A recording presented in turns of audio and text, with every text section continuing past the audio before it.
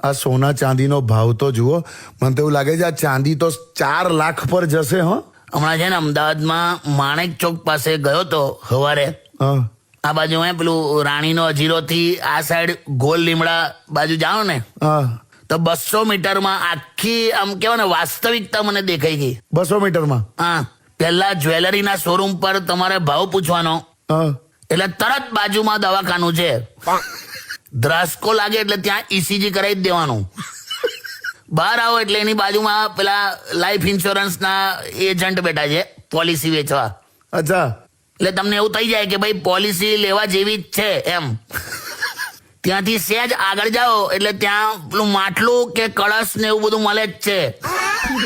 એટલે એ લઈને સીધું ઘેર આવતું રહેવાનું. તમે બાજુમાં વાસણ વાળાની પણ દુકાન છે, એટલે 13માં ખાટલો કરવો હોય ને તો વાંધો નહીં એમ. એટલે એવું 200-300 મીટરમાં આખી લાઈફ પતી જાય તમારી. પણ હવે હવા એંગલ થી કોણ વિચારે? હું ખરેખર તમે જ વિચારી શકો. હા, પણ આ લાઈફ ઇન્સ્યોરન્સ ની પોલિસી છે ખરી તમારી પાસે? છે ને. અચ્છા, આ પોલિસી બધી ઘોડાની રેસ જેવી છે. એટલે આખી જિંદગી ઘોડાની જેમ રેસમાં દોડવાનું, ચાબુક પણ ઘોડો ખાય અને જીતે તો ઇનામ માલિક ને મળે. આ પોલિસીનું એવું જ હોયલા.